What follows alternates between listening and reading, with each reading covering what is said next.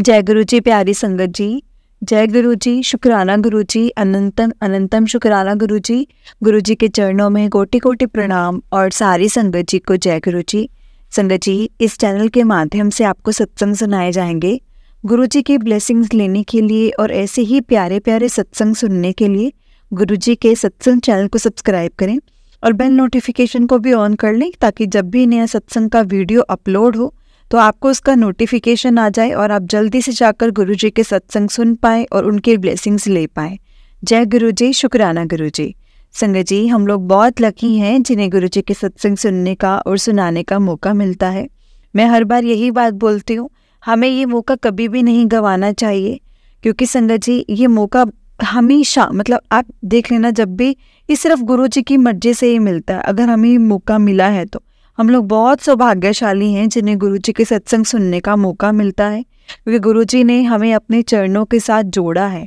और संगत जी, अगर सत्संग हमारे सामने आ रहे हैं, हम सत्संग सुन पा रहे हैं या सुना पा रहे हैं, तो गुरु जी की उसमें बहुत बड़ी कोई रजा होगी। हो सकता है जब हमारे सामने सत्संग आता है तो गुरु जी ने हमें कुछ बताना होगा उस सत्संग के थ्रू, और हम सत्संग सुनाते हैं तो संगत जी हमारे सत्संग के थ्रू दूसरी संगत को उसमें से कोई जवाब देना होगा। इसलिए जब भी आप अपना सत्संग सुनाते हैं और जब सत्संग सुनते हैं तो संगत जी पूरा हमेशा विस्तार से बताइए, जैसे आपकी जर्नी शुरू हुई, कैसे आप गुरु जी से जुड़े, और जब आप सत्संग सुनते हैं तो उनका भी पूरा सुने, क्योंकि आपको तब कई चीज़ें ऐसे होती है जो आप अपने से रिलेट कर सकते हो। इसलिए संगत जी हमेशा सत्संग को पूरा सुने, क्योंकि गुरु जी कहते थे सत्संग सुनाने वाले का भी भला और सत्संग सुनने वाले का भी भला। जय गुरु जी, शुक्राना गुरु जी। संगत जी, आज का सत्संग हमें हरप्रीत आंटी जी ने शेयर किया है, तो चलिए संगत जी आज का सत्संग हम शुरू करते हैं। जिस तरह से उन्होंने सत्संग भेजा है मैं आपको उसी तरह से सुनाऊंगी। आंटी जी कहते हैं, नहीं संगत जी, उससे पहले हम गुरु जी का मंत्र जाप करेंगे। ओम नमः शिवाय, शिव जी सदा सहाय। ओम नमः शिवाय, गुरु जी सदा सहाय। ओम नमः शिवाय, शिव जी सदा सहाय। ओम नमः शिवाय, गुरु जी सदा सहाय। जय गुरु जी, शुक्राना गुरु जी। संगत जी, आंटी जी कहते हैं, जय गुरु जी, शुक्राना गुरु जी। ओम नमः शिवाय, शिव जी सदा सहाय। ओम नमः शिवाय, गुरु जी सदा सहाय। संगत जी, आज मैं अपना सत्संग यानी कि जो मेरी गुरु जी के साथ यात्रा जो स्टार्ट हुई थी, कैसे हुई थी, वो मैं शेयर करने जा रही हूँ। मेरी गुरु जी के साथ मेरी जर्नी, मेरी यात्रा 2020 से शुरू हुई। संगत जी, मैं ये तो नहीं जानती कि हमारी यात्रा कितने जन्मों से चली आ रही है, क्योंकि ये सब तो हमारे प्यारे गुरु जी महाशिव ही जानते हैं। यहाँ जो भी मैं बोल रही हूँ संगत जी, ये गुरु जी की आज्ञा ही है। गुरु जी मुझे आज्ञा देंगे वही चीज़ मैं आपके साथ शेयर करूँगी, और वो शेयर कर रही हूँ।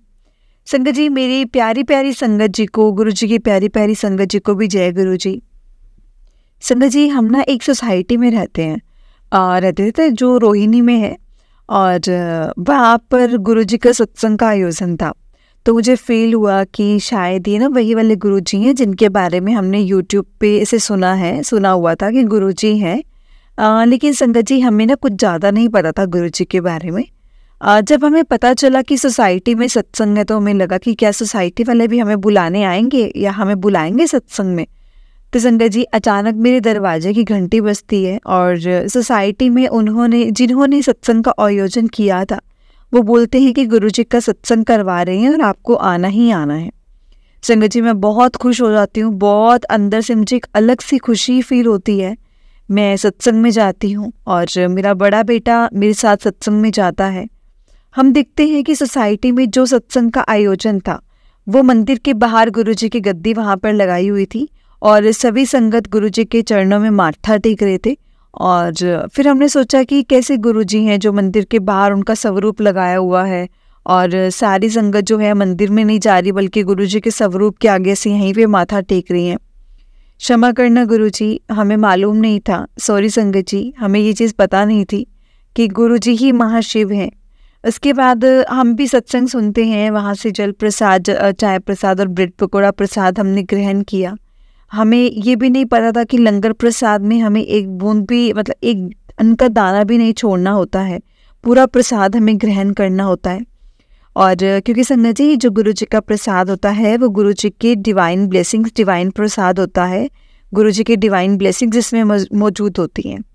हमें सत्संग के द्वारा ही संगत जी हमें संगत के द्वारा ही पता चला और कि इसको पूरा ऐसे फिनिश करना है जो लंगर प्रसाद होता है उसको।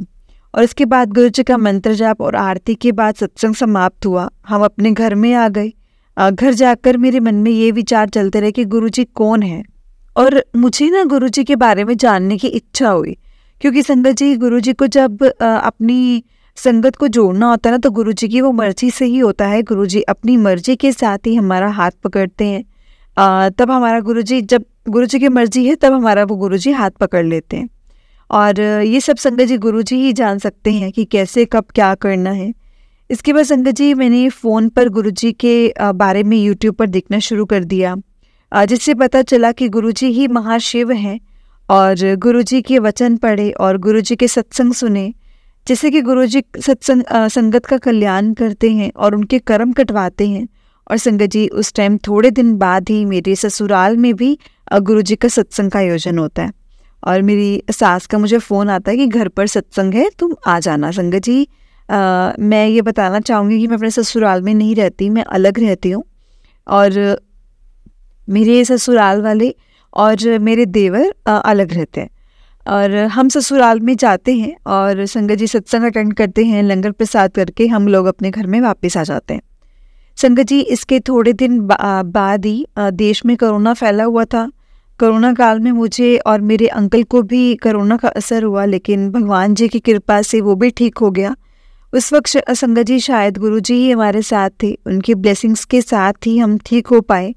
संगत जी वैसे मैं ठाकुर जी को बहुत मानती हूँ, ठाकुर जी से मैं सब बातें करती हूँ। मुझे ऐसी अनुभूति होती है कि ठाकुर जी से मेरा कोई पुराने जन्मों का कनेक्शन है जो मुझे फील होता है।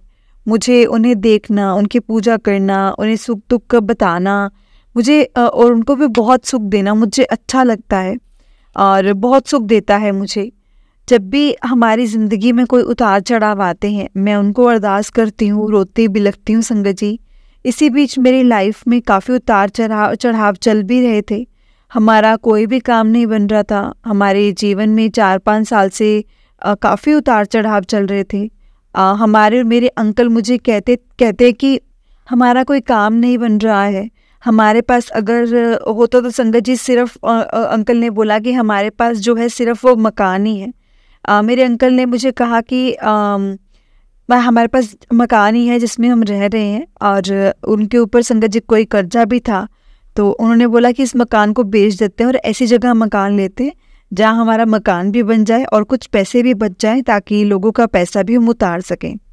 और संगत जी हम मकान बेच देते हैं और बहुत कोशिश करने के बाद हमें ऐसा मकान मिल भी जाता है कि हम लोगों का थोड़ा बहुत कर्जा उतार सकते हैं, उतार पाते हैं, और वापस हम शिफ्ट हो जाएंगे, उस मकान में शिफ्ट हो जाते हैं। कुछ पैसा उतार कर हम लोगों का मतलब अभी भी हमारे ऊपर कुछ कर्जे रह जाते हैं। संगत जी हमारी जनवरी में हम उस मकान में 2021 में शिफ्ट करते हैं। उसी बीच में गुरुजी के सत्संग सुना करती थी और देखती थी कैसे गुरुजी जब अपनी संगत का हाथ पकड़ लेते हैं तो फिर उसके बाद सभी उनके रोग समाप्त कर देते हैं। संगत जी मुझे कुछ समय से ठाकुर जी की मैं पूजा करती थी और गुरुजी का कोई भी स्वरूप मेरे पास नहीं था। मैं सोचती थी मैं तो ठाकुर जी को मानती हूँ, फिर गुरुजी का स्वरूप मैं क्यों और कैसे लेकर आऊँ। संगत जी गुरुजी मुझे माफ़ कर देना। मैं मन ही मन में ये सोचती थी अगर गुरुजी मेरे घर आएंगे तो वो खुद ही आएंगे और तब मैं समझ जाऊंगी गुरुजी सच में संगत जी ने साथ जोड़ना चाहते हैं। संगत जी मैं दोबारा सत्संग में जाती हूँ और अपने ससुराल में, और वहाँ पर मुझे मेरी देवरानी भी पूछती कि भाभी आपको गुरुजी का स्वरूप चाहिए, आपको भी स्वरूप चाहिए। तो संगत जी वो मुझे 2 स्वरूप लाकर देती है, एक मेरी ननद को देती है और मुझे गुरुजी का स्वरूप दे देती है। और मैं सोचकर हैरान हो जाती हूँ कि ये तो मैंने सोचा था और गुरुजी अपने आप मेरे घर में आ गए। उन्होंने हमारा हाथ थामना होगा संगत जी, इसीलिए वो हमारे घर में आए ना। संगत जी जैसे ही स्वरूप हम फ्रेम कराने के लिए गए, मेरे अंकल की शॉप पर जाते थे तो अंकल गुरुजी के स्वरूप को देखकर बोलते जय गुरुजी, अंकल जी मैं ना गुरु जी के स्वरूप के ना फ्रेम करना होता है वो मैं उसकी सेवा करता हूँ। मैं आपको गुरु जी का स्वरूप फ्रेम करके दे दूंगा, लेकिन मैं इसके कोई पैसे नहीं लूँगा, और आप ना मेरे से ये वाला चरण स्वरूप भी ले जाओ। वो अंकल संगत जी हमें गुरु जी का स्वरूप फ्रेम करके देते हैं और साथ में ही चरण स्वरूप भी देते हैं। संगत जी जब मेरे घर अंकल आकर मुझे घर आकर ये सारी बातें बताते तो मैं बहुत खुश हो जाती हूँ, बहुत ज़्यादा खुश हो जाती हूँ कि सच में गुरु जी को मतलब हमें गुरु जी ने हमें जोड़ना था अपने साथ। संगत जी ऐसे ही दिन बीतते जाते हैं, गुरु जी से हमें शुरू में कोई कनेक्शन फील नहीं होता, पर धीरे धीरे जैसे जैसे हम सोचते हैं कि गुरु जी वाकई में ही सब रूप के जरिए संगत जी टेलीपैथी के जरिए मैसेज के जरिए बात करते हैं, हमें समझाते हैं। और संगत जी मुझे एक दिन मतलब मुझे एक बहुत बड़ी प्रॉब्लम थी, मेरी डिलीवरी के टाइम पे मुझे हो गई थी, मुझे पाइल्स की बहुत ज़्यादा प्रॉब्लम थी, मुझे मेरी रातों की नींद उड़ गई थी काइंड ऑफ, और मुझे इतना दर्द रहता था कि मैं 24 घंटे मेरा ध्यान मेरी बीमारी की तरफ ही रहता था। और मैं उस टाइम आयुर्वेदिक दवाइयाँ भी ले रही थी, परंतु मुझे कोई भी फ़र्क नहीं नज़र आ रहा था, और बार बार मैं फ़ोन में उसका इलाज देखती थी, इलाज ढूंढती थी। बार बार देखकर मैं परेशान होती थी कि बीमारी ऑपरेशन करवाने के बाद वो दोबारा हो जाती है, और मैं बार बार सोचती थी कि जब गुरुजी सभी को रोग मुक्त कर सकते हैं तो मुझे भी गुरुजी ठीक करेंगे। और संगत जी मैं अपनी दवाइयाँ जो कि मेरी बहुत महंगी थी, उस दवाइयों से मेरी बीमारी को कोई फ़र्क नहीं पड़ रहा था। मैंने मन ही मन गुरुजी को अरदास करने लगी कि गुरुजी ये दवाइयाँ तो मैं ले रही हूँ, लेकिन मुझे ऐसा फील होता है कि मेरे गुरुजी मुझे ठीक करेंगे। और संगत जी मैंने दवाइयाँ लेनी भी बंद कर दी और बस गुरुजी पर विश्वास ही करती रही। गुरुजी ही हर समस्या का समाधान निकालेंगे। संगत जी मुझे इस बीमारी से ऐसे दर्द हुआ, और मन ही मन में गुरुजी को अरदास करती, कभी गुरुजी के स्वरूप के आगे, कभी गुरुजी की जोत चलाते टाइम, कभी रातों को जाग कर मेरा ध्यान बस यही लगा रहता कि कब मैं इस बीमारी से मुक्त होंगी, कब मुझे इस बीमारी से छुटकारा मिलेगा। संगत जी एक दिन मैंने फेसबुक पर गुरुजी के मैसेज पढ़े तो मुझे ऐसा लग रहा था जैसे मैसेज मेरे लिए ही हो। गुरुजी के मैसेज थे कि तू टेंशन मत ले, सब कुछ ठीक हो जाएगा जैसे। और अभी मैसेज में मतलब जो मुझे ऐसे फील हो रहे थे, मुझे मिल रहे थे कि गुरुजी मुझे ये चीज़ फील होने लग गई थी कि सच में जो कहते हैं ना कि जो ये मैसेज आते हैं वो हमारे लिए ही होते हैं, वो मुझे फील होने लग गया था कि ये जो मैसेज आ रहे हैं वो मेरे लिए ही हैं। और एक दिन संगत जी मुझे गुरुजी का मैसेज आता है कि तू लोटा ब्लेस करवाने के लिए तू जा। तो मुझे पता चला कि यूट्यूब पर ही ये गुरुजी अपनी संगत को लोटा कैसे ब्लेस करके देते थे। जिसको गुरुजी का हुक्म होता था संगत जी उन्हीं को ही लोटा ब्लेस करने को मिलता था। गुरुजी कहते थे कि तांबे का चमकता हुआ लोटा, बिना कोई डेंट से, बिना कोई निशान से, बिना पेंट उतरे, साफ लोटा, बिना स्टिकर को भी उतार कर संगत जी जो लोटा है वो गुरुजी के पास लेकर जाते हैं ब्लेस करवाने के लिए। गुरुजी से ब्लेस करते हैं और लोटे को कहते हैं कि लोटे का ढक्कन भी उसको साथ ही होना चाहिए। और वैसे ही साफ सुथरा लोटा लेकर गुरुजी के मंदिर में ब्लेस करवा कर लेकर आई। संगत जी मैंने उस रात जो लोटा था, उस रात लोटे को अच्छे से नींबू से मैंने साफ करके रखा और जल भर कर रखा। गुरुजी के स्वरूप के आगे रात को रखना शुरू किया और सुबह उठकर ना उसको पीना शुरू किया। उस लोटे से आधा जल को जो पीना शुरू किया और आधे जल से स्नान करना शुरू किया संगत जी। और संगत जी उस लोटे की स्वच्छता का भी आपको पूरा ध्यान रखना पड़ता है। कभी भी जूठे बर्तनों के साथ जूठे बर्तनों के साथ ऐसे लोटे को नहीं रखना चाहिए। केवल वहीं पे उसे साफ करके वहीं पे जल भरे और उसी में जो जिसने पीना होता है संगत जी वही जल भरे। और उस लोटे में कभी भी साबुन या डिटर्जेंट नहीं यूज़ करना है। हम उस लोटे से जल पीना है तो हमें एक गिलास में जल को अलग अलग कर लेना है। नहाने के लिए, स्नान करने के लिए अलग जल आधा भर लेना है और आधा हमें पीने के लिए रखना है। और क्योंकि बाथरूम में लोटे को नहीं लेकर जाना है संगत जी। जय गुरु जी, शुक्राना गुरु जी। संगत जी मैंने उस लोटे को रखना शुरू किया, जल पीना और नहाना शुरू किया। गुरुजी ने मेरी जो बीमारी थी उसका कष्ट काटना शुरू कर दिया। कुछ ही दिनों में संगत जी मेरा पूरा सारा कष्ट खत्म हो गया। जो असहनीय पीड़ा मुझे होती थी, मुझे मुक्ति दिलवाई उस चीज़ से। और संगत जी, गुरुजी हमारे माड़े कर्म ही कटवाते हैं जो हम समझ नहीं पाते, परंतु हमें अपना विश्वास निरंतर उनके ऊपर बनाकर रखना है। गुरुजी पल पल हमारी परीक्षा लेते हैं संगत जी, कभी भी हमें हारने नहीं देते। और गुरुजी का बहुत बहुत शुक्राना हमें समय समय पर मतलब करते रहना चाहिए। क्योंकि संगत जी, अगर हम दुखों में भी दुख में हो तो भी शुक्राना करें, और जब हम सुख में हो तो भी शुक्राना करें, तब भी शुक्राना हमें गुरुजी का हर वक्त शुक्राना करना चाहिए, कभी भी नहीं भूलना चाहिए। हम परमात्मा को केवल संगत जी शुक्राना ही कर सकते हैं। हमारे पास ईश्वर को देने के लिए इसके अलावा और कुछ भी नहीं है संगत जी। मेरे अंकल जो हैं गुरुजी से ज़्यादा अटैच तो नहीं थे, पर फिर भी थोड़े बहुत जो मानते थे। एक दिन मेरे बड़े बेटे का स्कूल से मैसेज आता है कि आप बच्चे की स्कूल फ़ीस जमा करवाएं। जबकि संगत जी मेरा बेटा EWS कोटे से है, तो हम अपने उसकी स्कूल फ़ीस नहीं भरते। मेरे अंकल को घबराहट सी होने शुरू हो गई, और वो स्कूल जाते हैं तो मेरे अपने मन ही मन में सोचते हैं, गुरुजी अगर आप सच में हैं ना, तो ना इसकी ये जो काम हो जाए स्कूल की फ़ीस वाला, इसकी स्कूल की फ़ीस नहीं लगनी चाहिए, ये काम आप मेरा कर दीजिए। तो और इसमें सच में मैं आपको मानूंगा कि सच में आप हमारे साथ हैं। तो संगत जी वैसा ही हुआ। और हम स्कूल वालों को कहते हैं कि जब मेरे अंकल जी स्कूल जाते हैं तो उनसे बोलते हैं, तो वो बोलते हैं कि सॉरी, हमसे मिस्टेक हो गई, आपका बच्चे की कोई फ़ीस नहीं लगेगी, हमसे ही गलती हुई है। जबकि पहले स्कूल वाले संगत जी हमसे कह रहे थे कि आपके बच्चे को स्कूल फ़ीस भरनी पड़ेगी। संगत जी मेरे अंकल ये सुनकर हैरान हो जाते हैं। जय गुरुजी, शुक्राना गुरुजी, अनंतम अनंतम शुक्राना गुरुजी।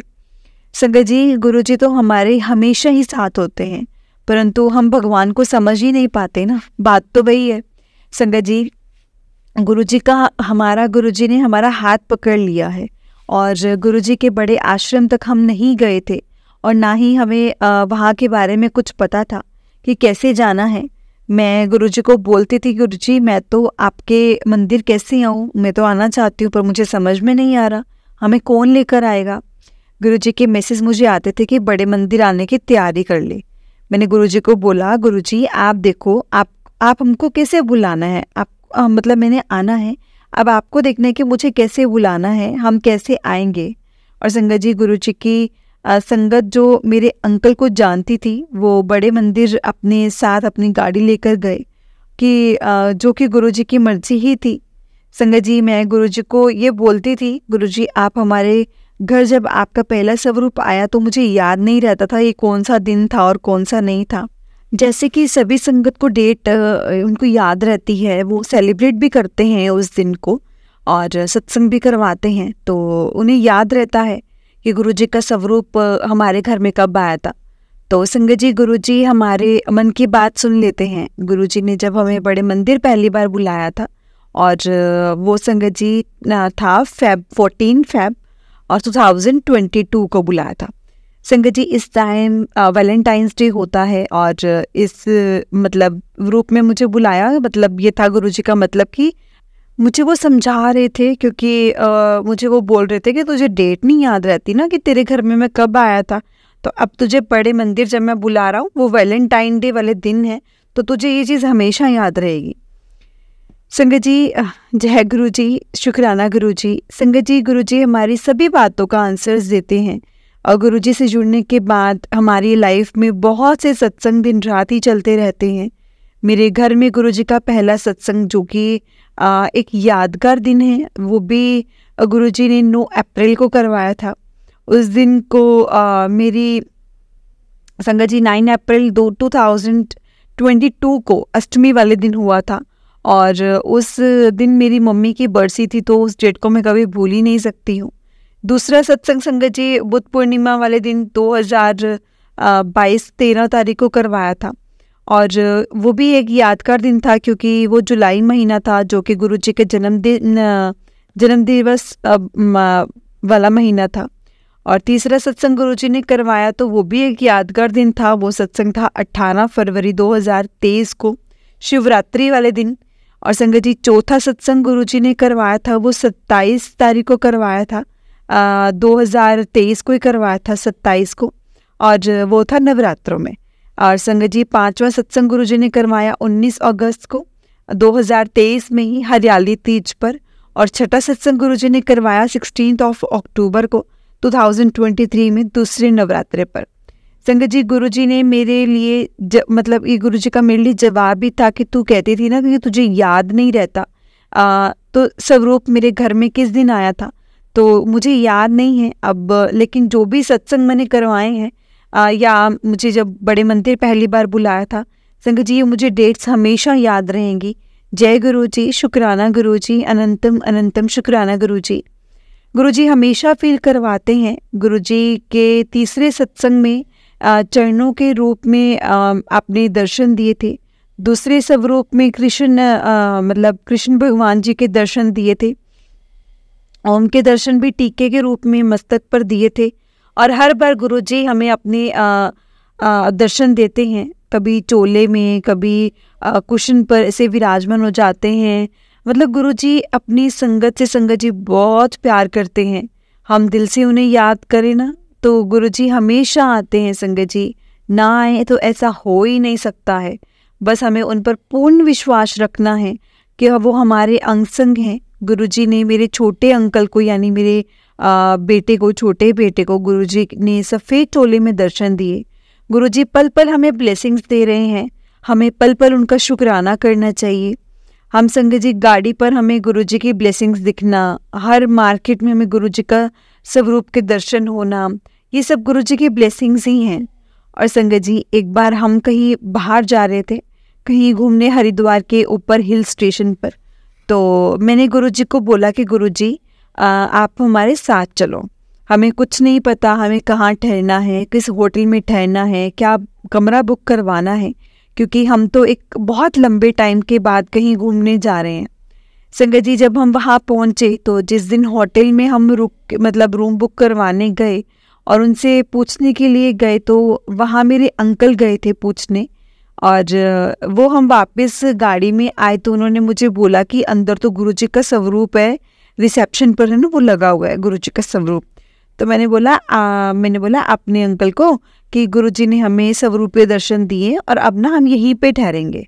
संगत जी हम और भी होटल्स गए देखने के लिए, लेकिन लास्ट में हमें वही होटल मिला, वहीं पे ही रूम मिला। संगत जी गुरुजी अपनी संगत का पल पल ख्याल रखते हैं, हर चीज़ में ख्याल रखते हैं, हर चीज़ का ध्यान रखते हैं। बस अपना हमें कनेक्शन गुरुजी से स्ट्रॉन्ग बनाकर रखना है।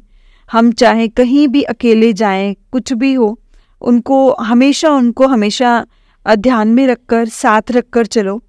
गुरुजी हमारे अंग संग रहो, बस यही बोलो, वो हमारे साथ ही होते हैं, ये एहसास करके चलो। संगत जी गुरुजी हमारी सभी कष्टों को अपने ऊपर ले लेते हैं। हम हमारी सारी ज़रूरतें, जो हमारी ज़रूरतें होती हैं, जो हम भगवान से हमेशा मांगते रहते हैं, तो इसीलिए संगत जी गुरुजी कहते हैं कि मुझसे मांगो मत, बस मुझे मानो। गुरुजी हमारे भविष्य के लिए क्या अच्छा है हमसे बेहतर जानते हैं। और संगत जी गुरुजी ने मेरे बड़े बेटे को एक दिन साइकिल से बहुत गहरी मतलब चोट लग जाती है, और जो कि हमें उसके पैर का ऑपरेशन भी करवाना पड़ता है। और ये तो गुरुजी ही जानते हैं कि उसका कोई बड़ा कष्ट होगा जो उन्होंने छोटे में कटवा दिया है। और मैं जय गुरुजी, शुक्राना गुरुजी, ये मेरा पहला सत्संग है। संगत जी मैं इस सत्संग को यहीं पे विराम कर देती हूँ। अगर इस सत्संग को सुनाते वक्त मुझसे कोई गलती हो गई हो तो प्लीज़ मुझे माफ़ करिएगा। सारी संगत जी प्लीज़ मुझे क्षमा कर देना अगर इस सत्संग को बोलते हुए मुझसे कोई गलती हो गई हो तो। जय गुरुजी, शुक्राना गुरुजी, अनंतम अनंतम शुक्राना गुरुजी। संगत जी अब मैं अपना दूसरा सत्संग शेयर करने जा रही हूँ। जय गुरुजी, शुक्राना गुरुजी, अनंतम अनंतम शुक्राना गुरुजी। गुरुजी की संगत जी को जय गुरुजी। आज गुरुजी की कृपा से मैं अपना दूसरा सत्संग शेयर करने जा रही हूँ। संगत जी कुछ टाइम पहले मैंने अपने छोटे अंकल यानी मेरे छोटे बेटे को कान छिदवाने के लिए सुनार के पास लेकर जाती हूँ। संगत जी मेरा मन था कि ऐसे उसके कान छिदवा दूँ, वैसे ही शौकिया तौर पर। तो संगत जी फिर क्या होता है, जब भी मैं कुछ करने के लिए जाती हूँ तो गुरुजी से पूछती हूँ कि गुरुजी मेरा मानना है कि कान छिदवाने का तो आप बताओ कि मैं छिदवाऊँ या नहीं। तो संगत जी गुरुजी को मैं बोलती हूँ कि मैं सुनार के पास जा रही हूँ, आपकी हाँ है तो आप मुझे कोई साइन देना। मतलब संगत जी मैं जैसे ही सुनार के शॉप पे जाती हूँ और वहाँ की दीवार पर मुझे शिव जी का बहुत बड़ा स्वरूप लगा हुआ दिखता है। तो मैं सुनार से पूछती हूँ कि आप कौन सी चीज़ से मतलब कान मतलब जो है छेदोगे। तो वो कहते हैं कि गन से। तो कान में डालने वाला एक टॉपस दिखाते हैं और मुझे जो कि देखने में मतलब बहुत बड़ा सा होता है और देखकर मेरा बेटा थोड़ा सा डर जाता है उसे देखकर। तो मैं उनको कहती हूँ कि आप ना टॉपस जो है आर्टिफिशियल डालोगे तो इसके कान पक जाएंगे, इसलिए कान पक जाता है। फिर ये कहते हैं कि इससे ही मतलब डालते हैं आप चांदी की तार, या मतलब मैंने उनको बोला कि आप चांदी की तार नहीं डालते। उन्होंने बोला कि नहीं हम उससे नहीं करते। तो कुछ टाइम बाद उसे चेंज करवा लेना, आप चांदी के टोपस डलवा लेना या गोल्ड का डलवा लेना। लेकिन मेरा मन नहीं माना उसके कान छिदवाने के लिए संगत जी, क्योंकि मेरे छोटे अंकल का कान भी पक जाता और उससे वो परेशान हो जाता। तो संगत जी वो गन स्टॉप को देखकर भी डर गया था, क्योंकि वो थोड़ा सा ज़्यादा मोटा होता है और उसका जो पिन होता है और टोपस का जो वो मुझसे कहता कि मम्मी घर पर चलते हैं, क्योंकि वो बहुत मोटा था संगत जी, नहीं हो पाता। वो बोलता कि मुझे नहीं करवाना और कान में छेद मुझे नहीं करवाना, तो आप घर चलो वापस।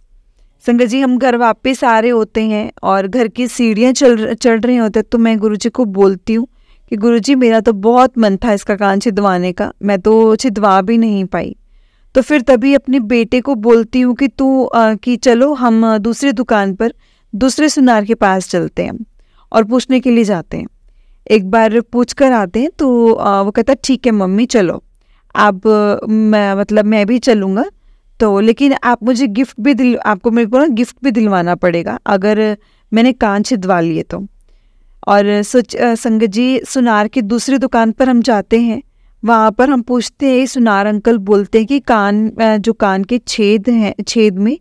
छेद में और मैंने उसमें चांदी की तार जो है वो डाल दूंगा, टोपस नहीं डालूंगा। और मैं फिर बोलती हूँ कि मुझे तार ही डलवानी है, बल्कि आप चांदी का टोपस डाल दो, मतलब छोटा सा ही डाल दो, चाहे चांदी का टोपस डाल दो, मुझे तार नहीं डलवानी।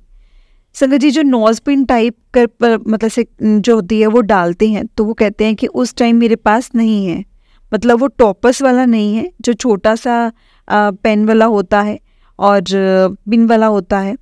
और तो आप फिर संगत जी मैं उदास हो जाती हूँ कि चांदी का टोपस तो मैं इसीलिए नहीं डलवा रही थी क्योंकि तार डालने के बाद फिर से चेंज करना पड़ता, तो तार थोड़ी अजीब लगती है। तो इसलिए संगत जी मैं फिर से शॉप से बाहर निकल रही होती हूँ।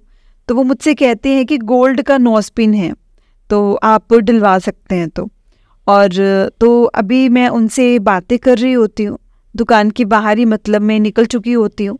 और उस टाइम मेरा बेटा मुझसे कहता है कि मम्मी जल्दी से ऊपर देखो, एक बार जल्दी से ऊपर देखो। तो मैं उसे डांटती हूँ कि ऊपर क्या है ऊपर। तो जैसे ही समझ में आता है तो उस दीवार पर मैं देखती हूँ, मैं हैरान हो जाती हूँ देखकर संगत जी कि वहाँ पे गुरुजी के चरण स्वरूप लगे होते हैं। शुक्राना गुरुजी, शुक्राना, अनंतम अनंतम शुक्राना गुरुजी। मैं बहुत खुश हो जाती हूँ संगत जी, अपने बेटे को कहती हूँ कि अब तो तुम्हारा कान मतलब यहीं पे छिदवाएंगे हम लोग, क्योंकि गुरुजी की आज्ञा है। और अनंतम अनंतम शुक्राना गुरुजी। मेरे छोटे अंकल ने आराम से कान छिदवा लिया, वो आराम से कान छिदवा लेते हैं और हम घर पर आ जाते हैं। और हाँ संगत जी मैं उसे गिफ्ट भी दिलवाती हूँ। जय गुरुजी, शुक्राना गुरुजी। गुरुजी महाराज जी का एक छोटा सा सत्संग, दूसरा सत्संग और शेयर कर रही हूँ। मेरी मौसी का कोई फंक्शन होता है, वहाँ पर हम जाते हैं और गुरुजी को ऐसे ही मैं मन ही मन में बोलती हूँ कि गुरुजी आज तो कोई गाड़ी पर ब्लेसिंग्स ही नहीं दिखी मुझे रास्ते में, या कुछ गाड़ियाँ ही नहीं मुझे नज़र आई, क्योंकि जैसे हम गाड़ियाँ देखते हैं उन पर जय गुरुजी लिखा होता है या ब्लेसिंग्स का स्टिकर लगे होते हैं। तो इतने में हम फंक्शन में पहुँचते हैं और संगत जी बैंक्वेट की सीढ़ियों पर चढ़ते हैं। तो मेरा बेटा, बड़े वाला बेटा होता है, जो वो मुझसे कहता है कि मम्मी सामने देखो, गुरुजी का कितना बड़ा स्वरूप लगा हुआ है वहाँ पर। तो मैं वहाँ पर जैसे ही देखती हूँ संगत जी, जिस रूप में मतलब उधर हमने बोला था, बोला और एकदम गुरुजी जैसे सुन लेते हैं हमारे मन की बात, तो वैसे ही संगत जी मेरे सामने एकदम से गुरुजी का जब स्वरूप आया तो मैंने बहुत बहुत शुक्राना किया गुरुजी का, बहुत बहुत शुक्राना किया उनको। और संगत जी मैं ये सोचती हूँ कैसे गुरुजी हमारी मन की बात सुनते हैं, कैसे हमारे अंग संग रहते हैं। जय गुरुजी, शुक्राना गुरुजी। संगत जी पल पल पल पल गुरुजी हमें अपनी प्रेजेंस फील करवाते हैं। लख लख शुक्राना गुरुजी का। संगत जी मैं आपको एक छोटा सा सत्संग और शेयर करती हूँ आपके साथ। एक मेरी फ्रेंड है और मैं, हम ना दोनों साईं बाबा मंदिर जा रहे थे, तो वो मुझसे कहते कि यहाँ पर तो गुरुजी का स्वरूप नहीं मिलता होगा ना। तो मैंने बोला क्यों नहीं मिलता, जब तुम्हारे मन में है, मतलब अगर तुम्हारे मन में है कि गुरुजी के दर्शन होने चाहिए तो तुम्हें गुरुजी के दर्शन होंगे, गुरुजी हमें ज़रूर दर्शन देंगे। तो जैसे ही हम बड़ा मंदिर में माथा टेकते हैं और संगत जी बाहर आते हैं, तो बाहर आकर हम, एक शॉप होती है, तो बाहर ना एक शॉप पर हम कुछ सामान पूछने के लिए जाते हैं, तो वहाँ देखते हैं कि गुरुजी का छोटा सा स्वरूप वहाँ पर रखा होता है। जय गुरुजी, शुक्राना गुरुजी, अनंतम अनंतम शुक्राना गुरुजी। मुझे पता है गुरुजी और गुरुजी की प्यारी संगत जी, मुझे इस सत्संग को बोलते हुए मुझसे बहुत गलतियाँ हुई होंगी, तो प्लीज़ मेरी गलतियों को क्षमा कीजिएगा और मेरे भाव पर ध्यान दीजिएगा कि मेरे सत्संग को लिखते वक्त, सुनाते वक्त क्या भाव थे। मुझे क्षमा कीजिएगा अगर कोई गलती हो गई हो तो। जय गुरुजी, शुक्राना गुरुजी, धन धन गुरुजी, गुरुजी का अनंतम अनंतम शुक्राना। ओम नमः शिवाय, शिवजी सदा सहाय। ओम नमः शिवाय, गुरुजी सदा सहाय। ओम नमः शिवाय, शिवजी सदा सहाय। ओम नमः शिवाय, गुरुजी सदा सहाय। जय गुरुजी, शुक्राना गुरुजी। संगत जी बहुत ही प्यारा सत्संग था आंटी जी का, जिन्होंने हमारे साथ अपना सत्संग शेयर किया है। जय गुरुजी, हरप्रीत आंटी जी, हमेशा गुरुजी आप पर ऐसे ही कृपा बनाए रखें। जय गुरुजी, शुक्राना गुरुजी। तो चलिए संगत जी मैं आपको एक और सत्संग सुनाती हूँ जो हमें आंटी जी ने भेजा हुआ है। तो सत्संग को शुरू करने से पहले गुरुजी के चरणों में कोटि कोटि प्रणाम और सारी संगत जी को जय गुरुजी। ओम नमः शिवाय, शिवजी सदा सहाय। ओम नमः शिवाय, गुरुजी सदा सहाय। जय गुरुजी, शुक्राना गुरुजी। संगत जी अब आज का सत्संग आंटी जी का है, समृति आंटी जो कि दिल्ली से हैं। तो चलिए हम उनका सत्संग शुरू करते हैं। आंटी जी ने जिस तरह से हमें लिखकर भेजा है संगत जी, मैं आपको उसी तरह से सुनाऊंगी। आंटी जी लिखते हैं, जय गुरुजी, शुक्राना गुरुजी, गुरुजी की सारी संगत जी को जय गुरुजी। और गुरुजी के चरणों में कोटि कोटि प्रणाम और इस बेटी का गुरुजी को नमन, बहुत बहुत सारा दिल से प्यार। अपना सत्संग शुरू करने से पहले मैं गुरुजी का मंत्र जाप करना चाहूँगी। ओम नमः शिवाय, शिवजी सदा सहाय। ओम नमः शिवाय, गुरुजी सदा सहाय। मेरा नाम समृति है और मैं दिल्ली से बिलोंग करती हूँ। ये मेरा पहला सत्संग है एंड मुझे कई दिनों से इंस्टाग्राम पे मैसेज आ रहे थे कि मैं अपना सत्संग शेयर करूं, लेकिन मुझे ये मौका ही नहीं मिल रहा था, बिल्कुल भी मौका नहीं मिल रहा था, क्योंकि मैं चाहती थी तब सत्संग शेयर करूं जब मेरे आसपास कोई डिस्टरबेंस ना हो और मैं तसल्ली से अपना एक्सपीरियंस शेयर कर सकूं। संगत जी मैं अपना सत्संग शुरू करती हूँ। मैं नहीं जानती मैं गुरुजी को कब जुड़ी हूँ, गुरुजी से कब मिली हूँ, मुझे याद नहीं है। बहुत पहले संगत जी जब मैं करोल बाग में रहती थी तो मेरी जो मदर इन लॉ के ब्रदर की बेटी, उन्हें गुरुजी के मंदिर, वो मुझे गुरुजी मंदिर ले गई थी एंड उन्हें बहुत अच्छा लगा था। तो एक दिन मम्मी और मैं घर में अकेले थे एंड मेरा छोटा सा बच्चा था, शायद तब वो 1 साल का होगा, 1 साल का भी नहीं होगा संगत जी। और तब मम्मी ने मुझे कहा कि हम ना बड़े मंदिर चलते हैं, हम बड़े मंदिर चलें। तो हम प्रोग्राम बना ही रहे थे कि एंड फाइनल नहीं हो रहा था, लेकिन हमारा कई बार ऐसे सोच रहे थे जाएं नहीं जाएं, जाएं या नहीं जाएं। एक बार संकट जी हमने कैंसिल भी कर दिया, लेकिन अचानक से पता नहीं मेरे दिल में क्या आया क्या नहीं आया, मैंने कह दिया कि नहीं हम चलते हैं, हम चलेंगे। मैंने फर्स्ट टाइम संगत जी, मैंने फर्स्ट टाइम कैब कराई थी उस दिन एंड हम कैब करके बड़े मंदिर चले गए थे। और शायद उस दिन जाना लिखा था मेरा, क्योंकि गुरुजी का बुलावा था और मुझे बहुत अच्छा लगा वहाँ पर। लेकिन तब तक भी संगत जी मेरा कोई ऐसा नहीं था कि मेरा कोई कनेक्शन बना हो गुरुजी से। बस अच्छा लगा था मुझे, और मैं मन में इतना सुंदर मतलब मंदिर देखकर बहुत खुश हुई। वहाँ का डिसिप्लिन, साफ सफाई देखी, बहुत खुशी हुई मुझे। कई साल निकल गए उसके बाद, एंड हम करोल बाग छोड़ के उत्तम नगर आ गए, एंड 5 years हम संगत जी वहाँ पर रहे। तब भी मेरा कोई कनेक्शन नहीं था उनसे, क्योंकि शायद उसके बाद कभी बात ही नहीं हुई गुरुजी के मंदिर में जाने की, या गुरुजी के बारे में दोबारा कोई बात नहीं हुई, और हम गए भी नहीं। और मैं बचपन से संगत जी मतलब नंगली साहब गुरु महाराज जी को मानती हूँ, क्योंकि मेरी मम्मा पापा ने उनका नाम ले रखा है, और मैं बचपन से उनके साथ जुड़ी हूँ, उनके साथ जाती थी वहाँ पर, एंड शादी भी उनकी मर्जी से ही हुई थी। मेरा विश्वास जो था उन पे बहुत ज़्यादा था, मैं बहुत विश्वास करती थी उनके ऊपर। लेकिन मेरा कोई रूटीन नहीं था पूजा पाठ का, कुछ ऐसा मतलब आते जाते मैं आरती व्यक्ति करती थी, आरती विनती करती थी, लेकिन उनकी एंड मंदिर में 1 मिनट रुक के मैं माथा टेक लेती थी, लेकिन बैठ के तसल्ली से मैंने कभी पूजा नहीं की। लेकिन उत्तम नगर वाले घर में मैं एक दिन मम्मी ने कहा कि देखो रोटी पे ओम बना है, ये गुरुजी के दर्शन होते हैं, तो देखो। एंड अच्छा भी लगा, लेकिन फिर भी सुन के बात ऐसे ख़त्म सी हो गई कि ऐसे ओम के दर्शन हुए हैं। एंड फिर संगत जी एक दिन हमने जोत जलाई जो कि बहुत लंबी हुई, एंड अच्छे से मतलब हिलने लगी। तब भी मम्मी ने कहा कि देखो ये गुरुजी के दर्शन ही होते हैं, ये सब भी गुरुजी के दर्शन होते हैं। ये सब मुझे अच्छा लगता था सोच के कि ऊपर वाला हमारे साथ है। संगत जी हमने उत्तम नगर आकर बहुत दुख देखा है, बहुत कुछ झेला है। हमारे करीबी रिश्तेदार ने 2 नंबर का काम शुरू किया, एंड उसमें वो इतना कमाने लगा। उसको देख के मेरे मतलब घर वालों को भी होता था कि ये बहुत कमा रहा है एंड इसके साथ जुड़ने से ही फ़ायदा होगा, जबकि मुझे उसका काम अच्छा नहीं लगता था। वो भी धोखा देके तो संगत जी कमाता था, तो लेकिन मुझे उसका काम बिल्कुल नहीं अच्छा लगता था। लेकिन मेरे uncle and father in law भी उसके साथ जुड़े रहते थे, क्योंकि उन्हें उससे अटैचमेंट बहुत थी।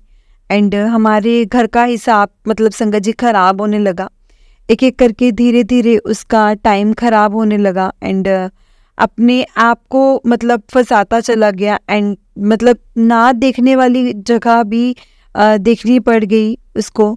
और उस दलदल से बाहर निकलने की वजह से मेरे uncle and father in law ने सोचा कि पैसे लगाने पड़ेंगे एंड उसको बाहर निकालना पड़ेगा।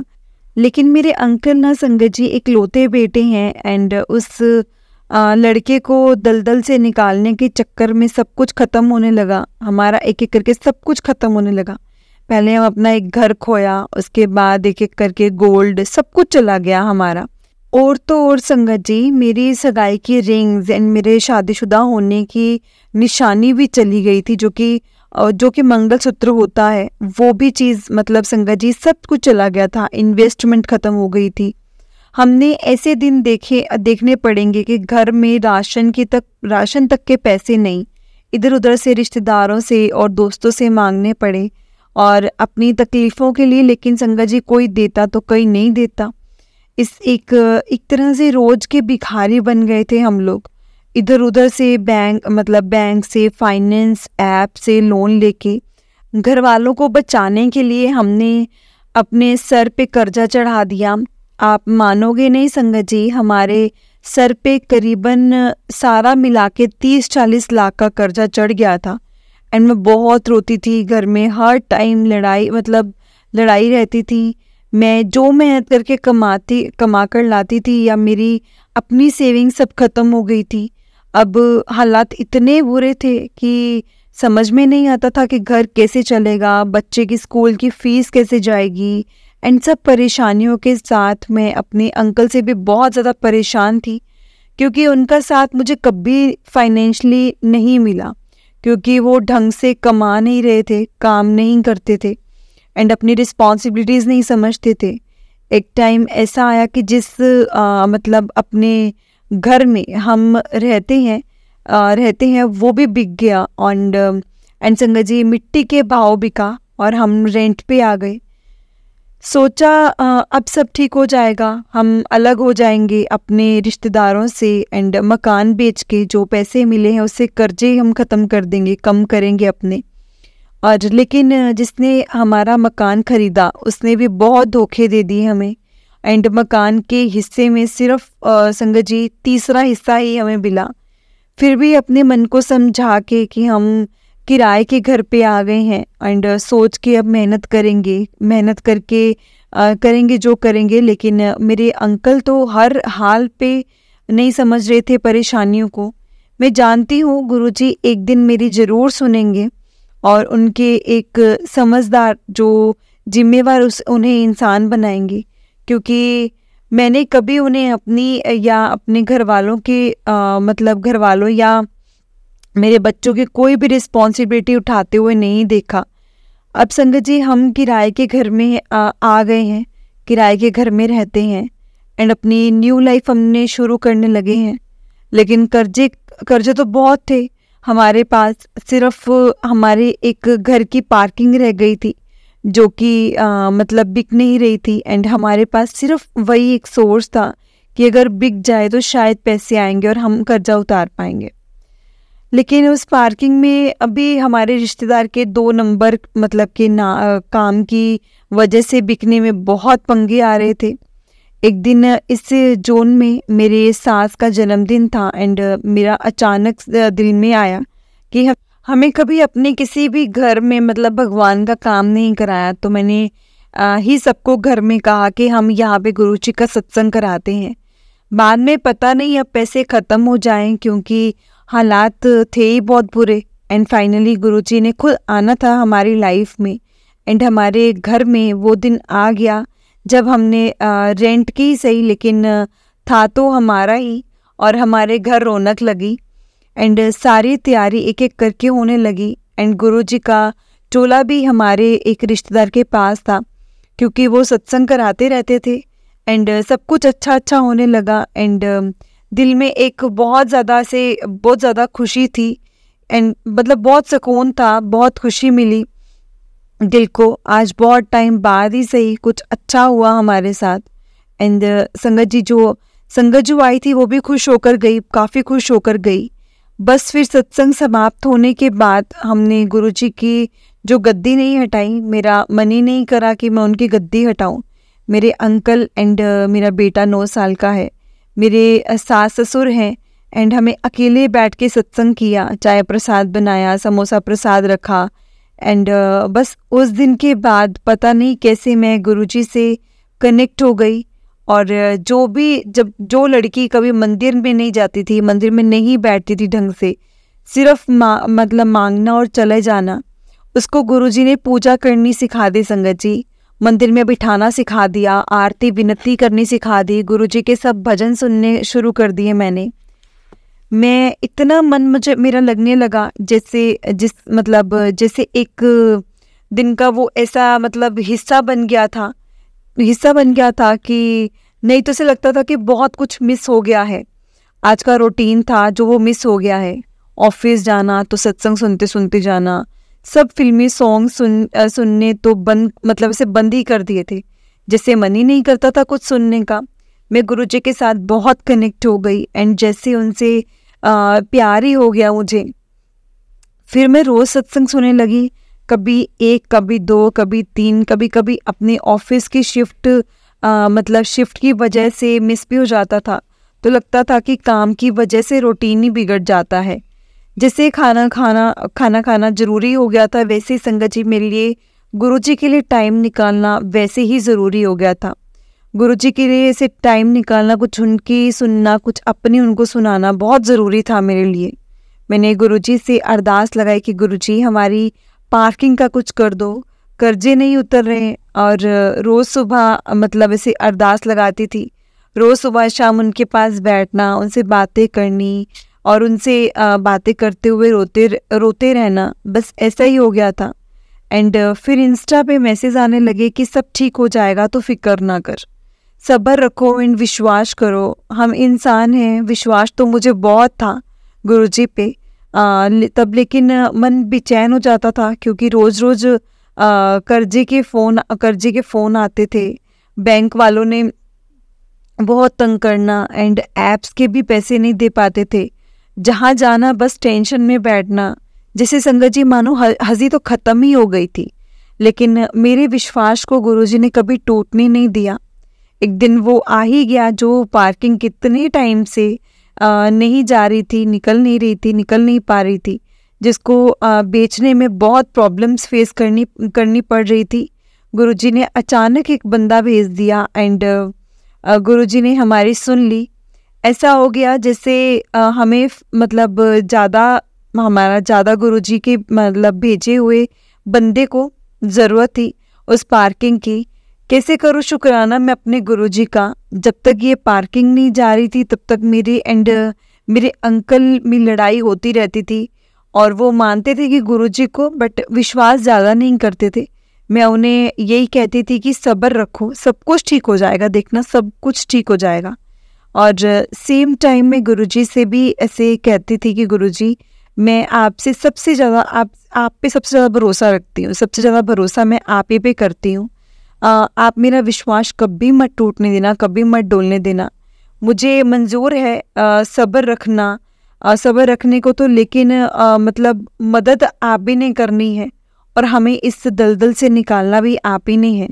और गुरुजी की इतनी कृपा हुई संगत जी, उन्होंने हमारा कर्जा 90% ख़त्म करवा दिया। मैंने शुक्राना किया, शुक्राना करने जाना था उनका, एंड मैं जल्दी जाऊंगी अपने गुरुपा के पास। और मैं गुरुजी से कहती थी कि गुरुजी, मेरी हिम्मत ख़त्म हो गई है, एंड मैं भीख नहीं मांग सकती अब। और संगत जी प्लीज़ मैं गुरुजी को बोलती थी प्लीज़ मेरी मदद करो। एंड गुरुजी ने मेरी मदद ऐसे करी कि मेरी मम्मी पापा खुद से फ़ोन करके एक दिन कहते कि बेटा तू अपना कर्जा उतार, एंड हमसे जो हो पाएगा हम करेंगे, हम ले लेंगे। और उन्हें भी मेरी मदद की। एंड मैं सोचती थी कि आखिरकार मैं उनसे नहीं मांग रही थी। उनके पास बहुत काम है एंड वो मुझे दे रहे हैं, लेकिन गुरुजी ने मुझे भीख नहीं मांगने दी संगत जी।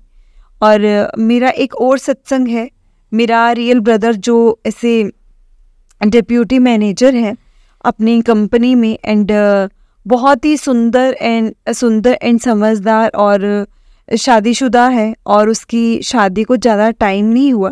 वो बहुत बीमार हो गया था, उसको स्टोन हो गया है, एंड उसकी प्रॉब्लम्स बहुत ज़्यादा बढ़ गई थी।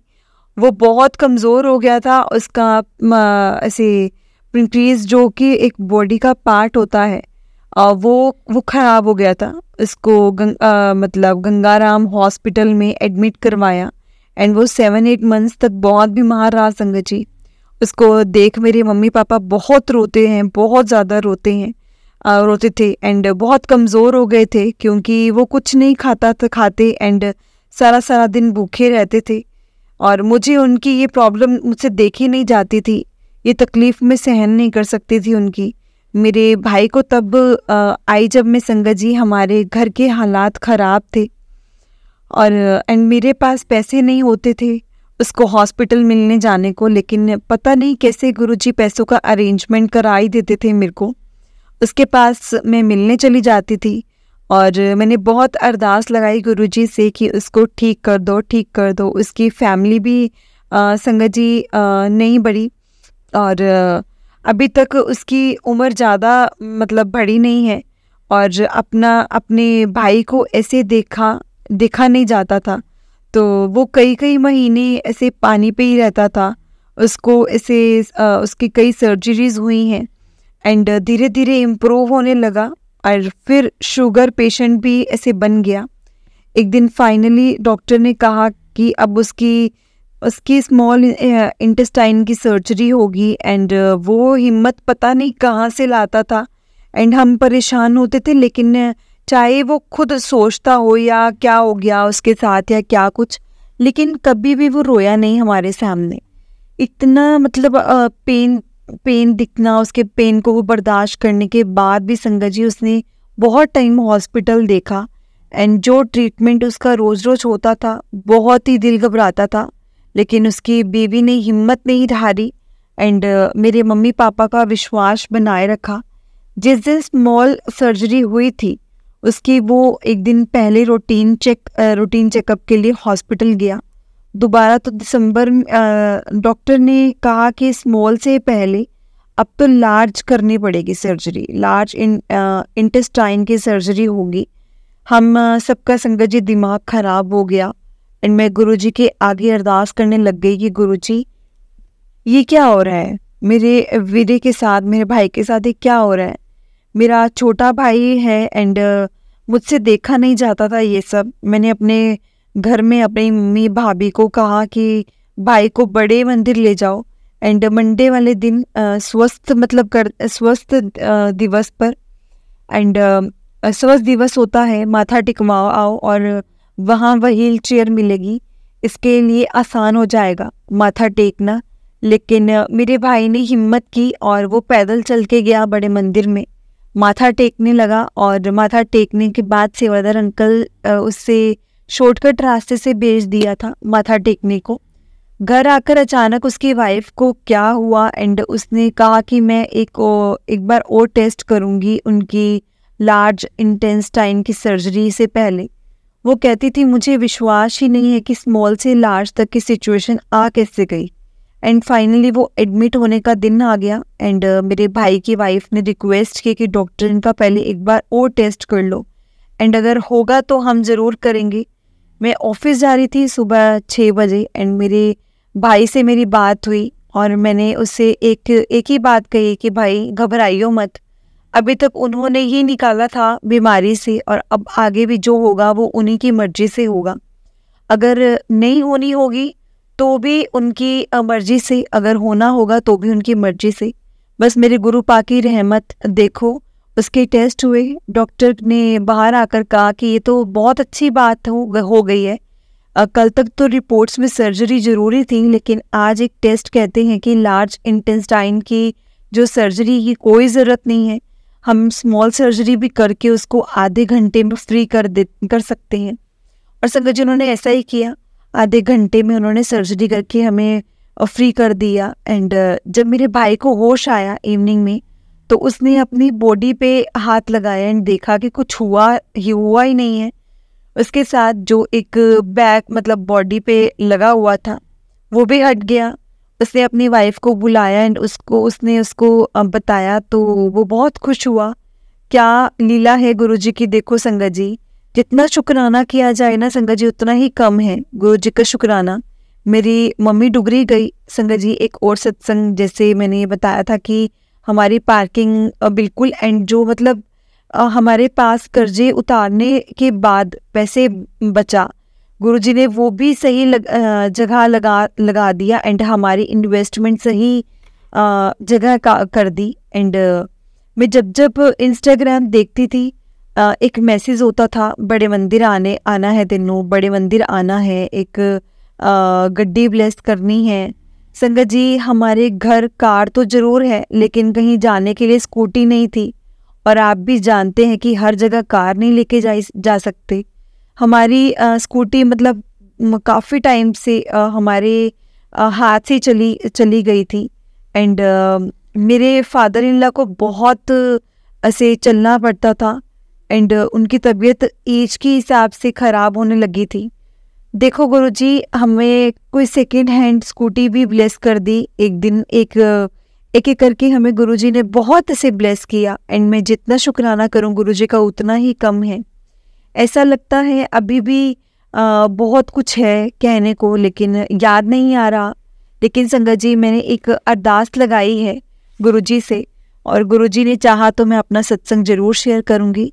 बस गुरुजी से आपसे बस एक यही विनती है गुरुजी, कुछ भी सिचुएशन आए, अच्छी बुरी साथ रहना, बस आपसे जो दूर नहीं हो पाएंगे। अपने बच्चों को हमेशा बहुत प्यार देना, बड़े मंदिर बुलाते रहना और फैमिली में सबको, गुरुजी को जो भी मानते हैं नहीं मानते हैं सबको ब्लेस करना। गुरुजी को मानते हैं एंड मेरा बेटा है जो मेरी फैमिली में, वो भी गुरुजी को बहुत मानता है, सुबह शाम मानता है। आपको बहुत बहुत प्यार, हर पल शुक्राना, अनंतम अनंतम शुक्राना। संगत जी, ये मेरा पहला सत्संग का, अगर इसको सुनाते हुए मुझसे कोई गलती हो गई हो तो प्लीज़ मुझे माफ़ कर देना। जय गुरु जी, शुक्राना गुरु जी। जय गुरु जी प्यारी संगत जी, जय गुरु जी, शुक्राना गुरु जी। बहुत ही प्यारा सत्संग था आंटी जी का। अगर आपने भी अपना कोई सत्संग संगत जी के साथ शेयर करना है तो डिस्क्रिप्शन में एक व्हाट्सएप नंबर और जीमेल आईडी दिया है, जिस पर आप अपना सत्संग हमें लिखकर रिकॉर्ड करके भेज सकते हैं। गुरु जी की कृपा से आपका सत्संग भी संगत जी के साथ जरूर शेयर किया जाएगा। संगत जी, गुरु जी की ब्लेसिंग्स लेने के लिए और ऐसे ही प्यारे प्यारे सत्संग सुनने के लिए गुरु जी के सत्संग चैनल को सब्सक्राइब करें और बेल नोटिफिकेशन को भी ऑन कर लें, ताकि जब भी नया सत्संग का वीडियो अपलोड हो तो आपको उसका नोटिफिकेशन आ जाए और आप जल्दी से जाकर गुरु जी के सत्संग सुन पाएँ। तो चलिए संगत जी, अब मेरे साथ गुरु जी का मंत्र जाप कीजिए। ओम नमः शिवाय, शिव जी सदा सहाय। ओम नमः शिवाय, गुरु जी सदा सहाय। ओम नमः शिवाय, शिव जी सदा सहाय। ओम नमः शिवाय, गुरु जी सदा सहाय। जय गुरु जी, शुक्राना गुरु जी, अनंतम अनंतम शुक्राना गुरु जी। पल पल का शुक्राना, हर चीज़ का शुक्राना, जो दिया उस चीज़ का भी शुक्राना, जो नहीं दिया उस चीज़ का भी शुक्राना, क्योंकि कहीं ना कहीं संगत जी इसमें हमारा ही राज है। अगर हमारे सामने गुरु जी के सत्संग या गुरु जी की ब्लेसिंग्स अगर हमारे सामने शो हो रही है तो जय गुरु जी, शुक्राना गुरु जी, अनंतम अनंतम शुक्राना गुरु जी। जय गुरु जी प्यारी संगत जी, जय गुरु जी।